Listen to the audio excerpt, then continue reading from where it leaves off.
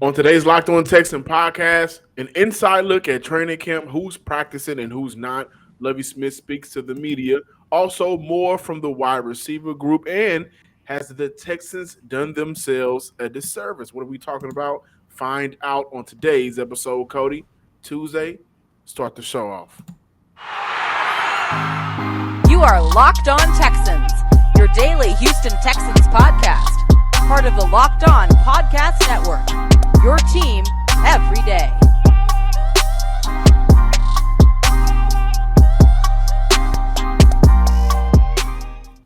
Welcome, everybody, to a Tuesday edition of the Locked On Texan podcast, a part of the Locked On Podcast Network. Your team every day.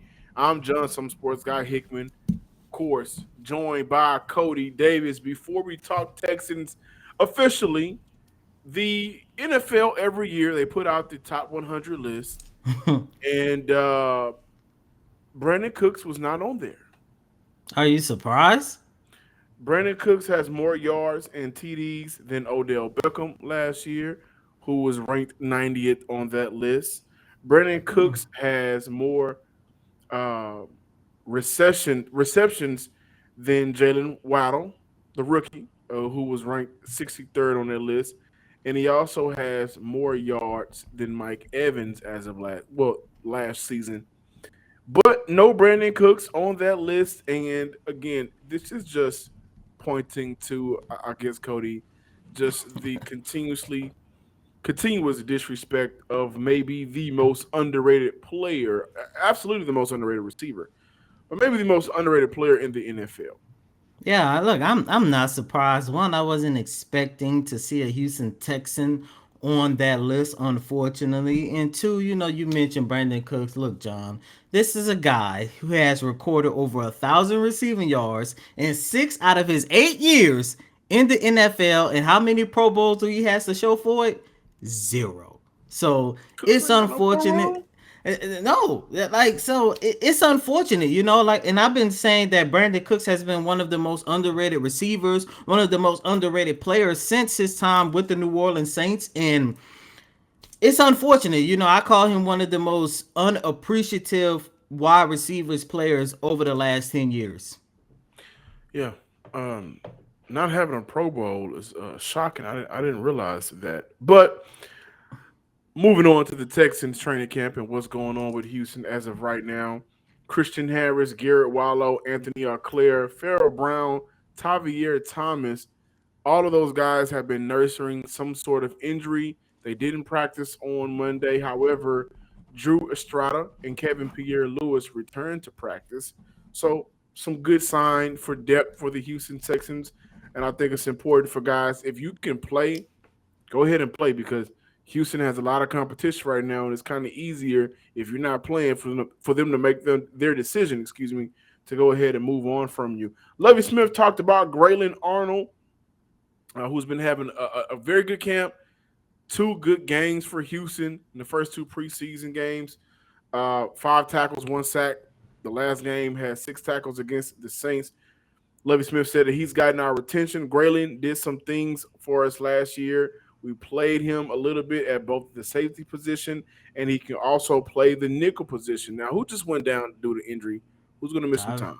Tavier Thomas. Tavier Thomas, right? And so you look at a player like a Grayland Arnold who is making himself very available because of his versatility. He can play that slot corner. He can, play some safety. What I like about Grayland, probably more than his cover skills, is maybe I'm over-exaggerating, but he does a very good job on special teams. And that's also giving him a little bit of separation from the other guys. There's no reason why Grayland Arnold should not make the Houston Texan roster, and Eric Murray does. He's, thoroughly outplayed him by my standards, and I think by coaching standards as well. So Eric Murray should not be on this roster this year. Lovie Smith also talked about the rookie fullback who also was drafted as a defensive end, Troy Harrison. He said that he's caught our eye throughout camp. Versatile player, brings a lot of athletic ability. He's an excellent special teams player. Also a good lead blocker. We like a lot of the things he's done. Now, they did move on from Andy Janovich over the weekend. They do still have Paul Quisenberry on the roster right now. They also have Harrison on the roster right now. Because of his athletic ability and because of some of the things that he may be able to do, strictly off being a pure athlete, it wouldn't shock me if Houston kept him around for a while and then eventually, maybe sometime this year, we may end up seeing Harrison out there on the field as a lead blocker for the likes of Damian Pierce, Marlon Mack, Rex Burkhead, Dare, whoever is at the running back position. Lovie Smith also talked about Kenyon Green, who returned last week from a concussion. He said that he's missed a lot of time, but getting him back out there was big for us. The last couple of days he's practiced, he's done well. No lingering effects. Hopefully, we'll be able to do something with him on Thursday. I thought that was really big to hear. That left side, the left guard position has been struggling, and however you want to describe it, that's how bad they've been. Green was doing a good job while he was getting some reps at left guard with Kyle Allen at the quarterback position. So, Cody, those are some of the good things and some of the bad things that are coming out of camp right now. Jerry Hughes and Malik Collins are among veterans that we should see this Thursday as the Houston Texans take on the 49ers.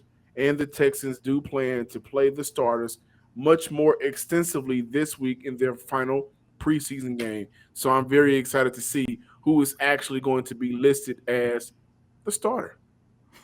Yeah, and John, I know this is something that you really wanted to get into, but when you hear Lovey Smith saying that majority, if not all of the starters are going to play for this final preseason game, and trust me, that's not a surprise to me.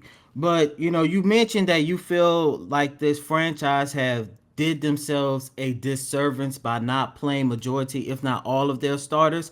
I'm not going to take it as far as to say they did themselves a disservice, because when you take a look at Mario Addison, when you take a look at Jerry Hughes, when you take a look at Malik Collins, you're talking about three guys on that defensive front that is going to be very valuable to that defensive line unit, and their absence has not hurt the Houston Texans so far throughout these two preseason games. Once again, this is a defensive line unit that has recorded 11 sacks over their two preseason games. However, in terms of what I feel the Houston Texans did do a disservice to themselves, I look at it, of course, on the offensive side of the ball. We talked about it on yesterday. Davis Mills did not look good in the first half in the Houston Texans preseason victory against the Los Angeles Rams. And we know that other teams that they have been playing against, the New Orleans Saints and the Los Angeles Rams, they did not go out there with their top players at hardly none of their position groups. However,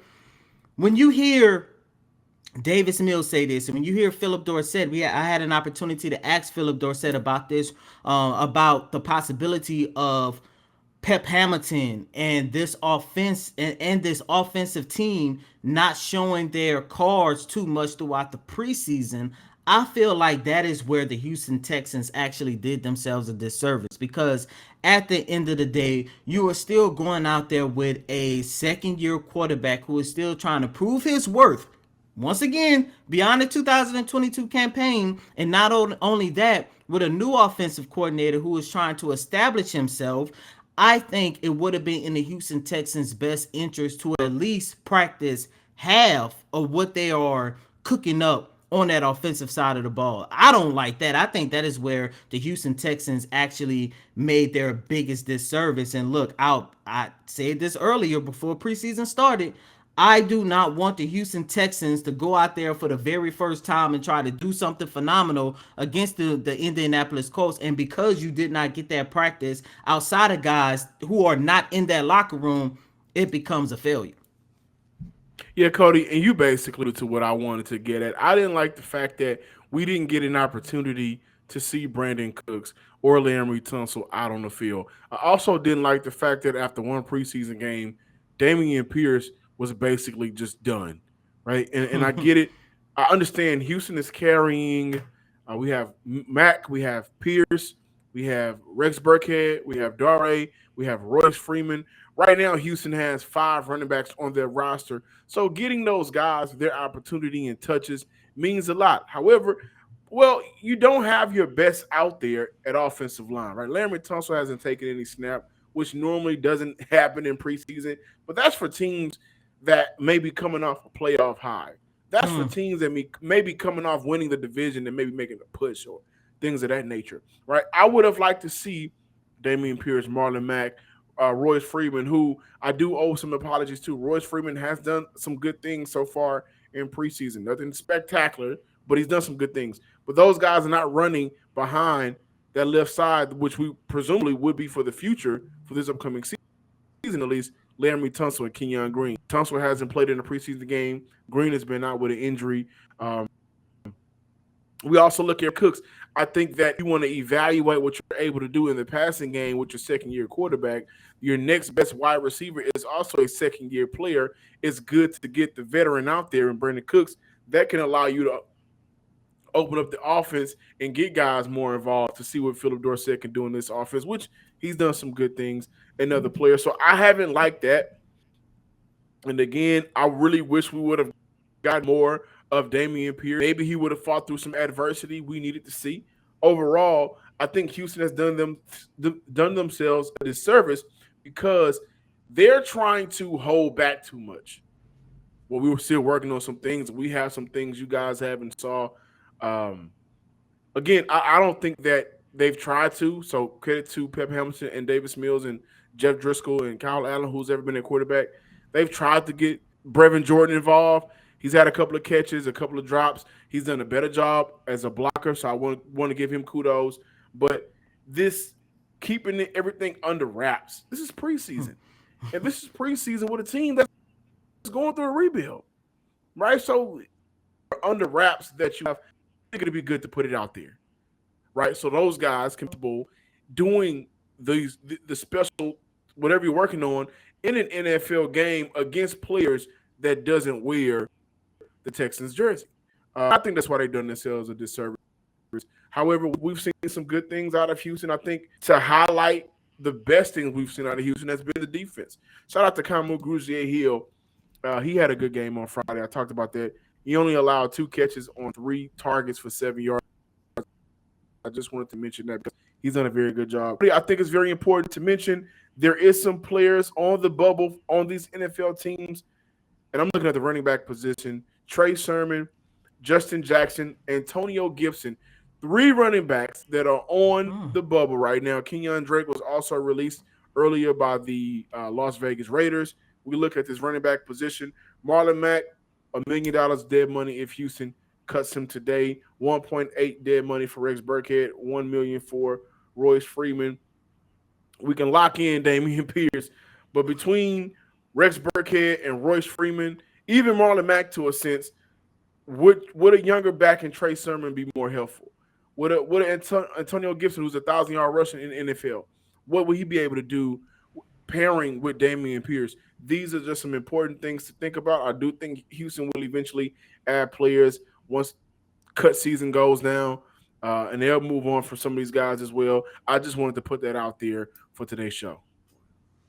Locked On Texans listeners, I want to let you guys know about AG1 Athletic Green. You may be asking, what is this? Well, with just one delicious scoop of AG1, you are absorbing 75 high-quality vitamins, whole food source superfood, and adaptogen to help you start your day the right way. The special blend of ingredients support gut health, your nervous system, your immune system, your energy, recovery, focus, aging, all of the things with AG1. It's lifestyle friendly, whether you eat keto, vegan, dairy-free, or gluten-free. It contains less than 1 gram of sugar, no GMOs, no nasty chemicals or artificial anything, while doing a good job of tasting great. Like, I like it. A lot of these products, they have a very bad aftertaste. AG1 goes down incredibly smooth, super cheap, super affordable. Also, right now, to make it easy, Athletic Green is going to give you a free 1-year supply of immune supporting vitamin D and 5 free travel packs with your first purchase. All you have to do is visit athleticgreens.com/NFL network. Again, that is athleticgreens.com/NFL network to take ownership over your health and pick up the ultimate daily nutritional insurance today. Thank you guys for making Locked On Texans your first listen. It's Fantasy Draft Week on the Locked On Podcast Network. However, you play experts from Locked On Fantasy Football and Locked On Dynasty Football. They'll bring you the daily positional top 10 list to get you ready for this season. Find Locked On Fantasy Football and Locked On Dynasty Football on YouTube or wherever you get your podcasts. Uh, I would say a lot of it. I mean, obviously in the preseason, you don't want to show your best stuff. And Brandon hasn't even played yet, so it's, you know what I'm saying, we're not showing a lot. So you got to keep a lot of it secret. I mean, you always got the coaches are going to be watching. So, I mean, we're going to open it up eventually, but not yet.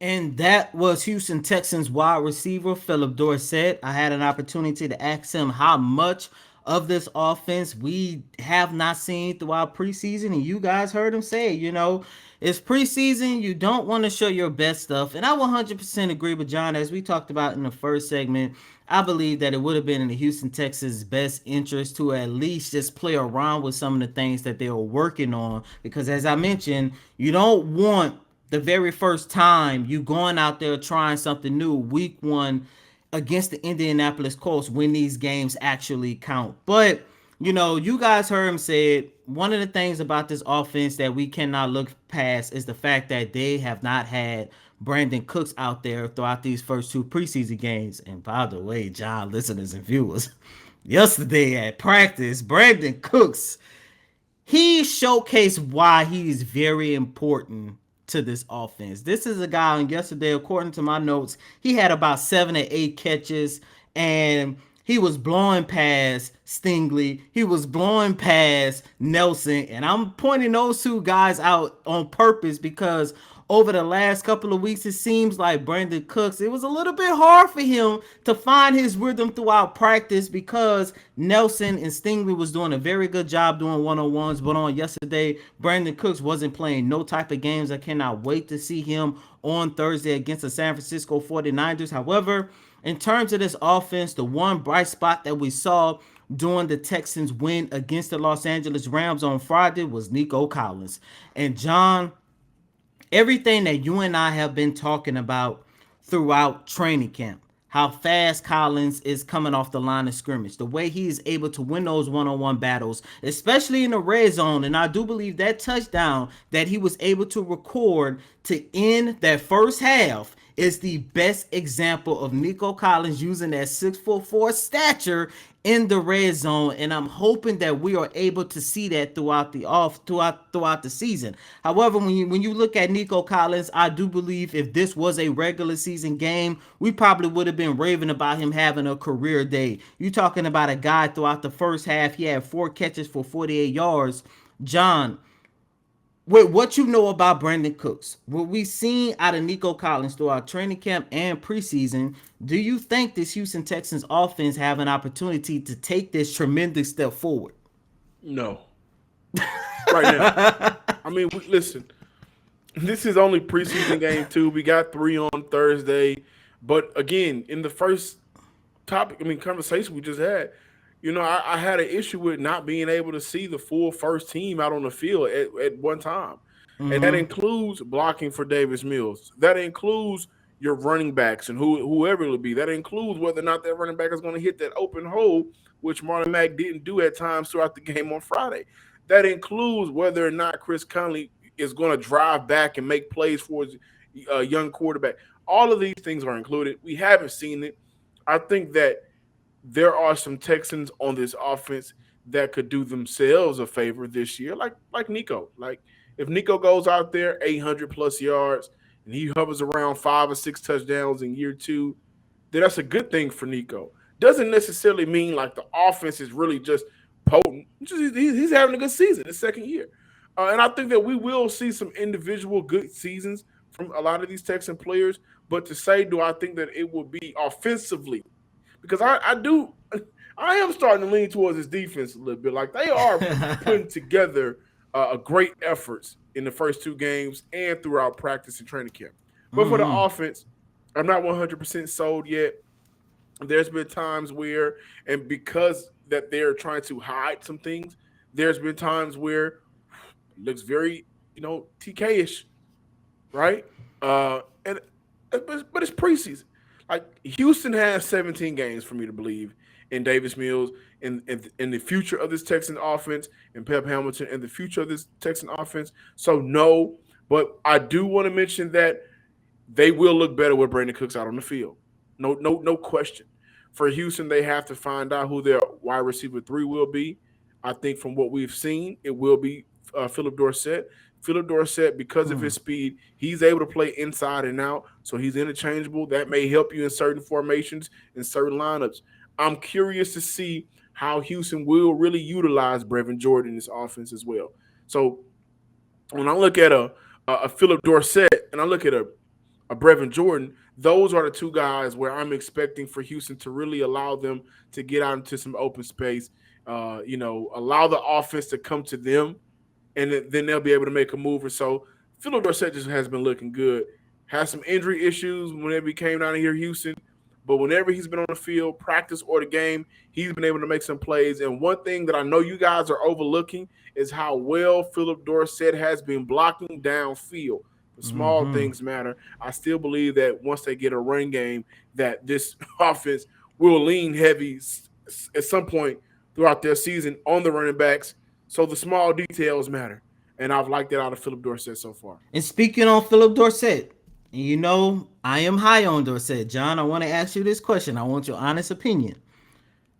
With the emergence of Dorsett, you're talking about a guy on Friday, he had 48 yards on 3 catches by playing the first half. And you're also talking about a guy who only played 2 games last season with the Houston Texans, had 6 catches for 107 yards. With that being said, and we already know the story about John Mechie and, you know, the lackluster wide receiving core, but with the emergence of Philip Dorsett and what he has been able to do throughout his career, would you or would you not be okay if Nick Caserio do not go out and sign another wide receiver? Let me, first of all, I rarely do this. Let me attack the word emergence. Emergence would be if Philip Dorsett came out and had a Victor Cruz type of preseason. Philip Dorsett has just been doing his job. And I like Dorsett. I think that he can be very, good for Houston. I even argued earlier that I think, was it Albert Wilson? No, Tavon Austin got released. And I was like, Texan fans, no. And it was like, why not? He can. And I'm like, whatever you want Tavon Austin to do, Philip Dorsett can do that. By the way, Tavon ran a 4.34. Philip Dorsett ran a 4.33. So, speed, we can do that. But it would be a disservice if Nick Caserio doesn't go out once guys are cut and released or whatever, doesn't go out and find talent that will make this roster better. So if they just decide to, because he's doing good right now, not to, no, I think that's if you're going to play that game like that, then guys, be ready to be in a long rebuild process. I don't think that's ideal for Nick Caserio, and I don't think because of how good he's been throughout camp and these 2 games. Speaking of Philip Dorsett, that means Houston should just completely turn their heads to a problem that they don't have a lot of talent at their wide receiver group. They have guys who we like. Hey, I like Jalen Kemp, but Jalen Kemp is a second-year wide receiver who played at Georgia Tech, didn't get a lot of catches in college, and he's still trying to figure out his role here in Houston. Same goes for Johnny Johnson. Both of those guys had a very good game 1 and disappeared game 2. Like, wasn't there. So, no, because of Philip Dorsett, that allows you to evaluate your wide receiver roster and maybe look at the things that you want to get better at that can help you go find a player out there that can help you do those things. But if Caserio doesn't at least attempt to find more help at the wide receiver and running back group, then I think that'll be laughable. And I think we need to prepare ourselves to laugh. As you gear up for the fall, you need the right people on your team to make your small business fire on all cylinders. LinkedIn Jobs is here to make it easier to find the people you want to talk to faster and for free. Create a free job post in minutes on LinkedIn Jobs to reach your network and beyond to the world's largest professional network of over 810 million people. Then add your job and the purple Hashtag hiring frame to your LinkedIn profile to spread the word that you're hiring so your network can help find you the right people to hire. Simple tools like screening questions make it easy to focus on candidates with the right skills and experience so you can quickly prioritize who you like to interview and hire. LinkedIn Jobs helps find the candidates you want to talk to faster. Did you know every week nearly 40 million job seekers visit LinkedIn? Post your job for free at linkedin.com/NFL network, locked on NFL network. That's linkedin.com/locked on NFL network to post your free job. Again, guys, thank you for making the Locked On Texans your first listen. Now make Locked On Fantasy Football your second listen. Find the intellectual fantasy expert, Vinny Iyer, who brings over 20 years of NFL expertise and a unique angle to give you the moves no one else has. Get ready for your fantasy draft with Locked On Fantasy Football. And continuing here with this Tuesday installment of Locked On Texans, I guess it is time for us to introduce a new segment called What the Hell is Going On in Them Twitter Streets, led by John Hickman. And I say that because for some reason over the past 24, 48 hours, John has just been wilding out in them I haven't been Texans wilding out. Twitter streets. And John, the first tweet, Keon Drake, can you explain that? Yeah, so Tom Pelissero, the first time I saw that Keon Drake was getting released by the Raiders, I quote tweeted it and said, "Texan fans, yes, man, well maybe." Because every time a player gets released, let's talk about the Texan fan base. Every time there's a player that get released, the Texan fans immediately want it. Yes, bring him in, Nick Casario, make the call, whatever. And I'm like, no, no, no. But then Kenyon Drake, and I was like, maybe, yes. The reason why I said maybe yes isn't because I don't think that Kenyon Drake doesn't have the talent. That's not the truth. I think that we have to really look and see the relationship between Rex Burkhead and the Houston Texans. Because, listen, I don't think Kenyon Drake is worth bringing in if Houston is going to keep him. Also, when you look at if we're talking about a third, maybe fourth option at running back, if we're talking about that position, because if Kenyon Drake comes in, maybe he beats out someone that gets number 2, but with no camp with this team, I don't see it. Then he's going to be RB3, and Dare has been having a hell of a camp, and Dare has been having some good preseason moments. So I said maybe, because if you keep Rex Burkhead and Dare around, then there's no need for him, right? But if you move on, mainly really if you move on from Dare, then you would look at maybe bringing in Kenyon Drake, because he'd be able to kind of give you some things differently in the backfield that Marlon Mack just won't give you. And we haven't seen Damian Pierce be utilized in that way. So I think the relationship between Burkhead and what Houston really wants to do with Dare, I don't want to move on from Dare for Kenyon Drake. I think that Houston should keep him. He's a cheaper player right now. He's not making a lot of money. He's effective on special teams. Maybe you can use him in a return game. And I just think that because he's been here since day one of this year, training camp and OTAs, since he's been here, he knows his playbook more than what Kenyon Drake will, and that gives you an added chemistry boost, VC or whatever that you probably have with Davis Mills. That's why I said that. But I also do believe that the Texan fans would just lose their left nut. They'd give it away to Philly for Gardner Minshew. Some of those guys would salivate over Gardner Minshew as a Houston Texan. You guys know it. Y'all want everybody. I know y'all would love some Gardner Minshew here in Houston.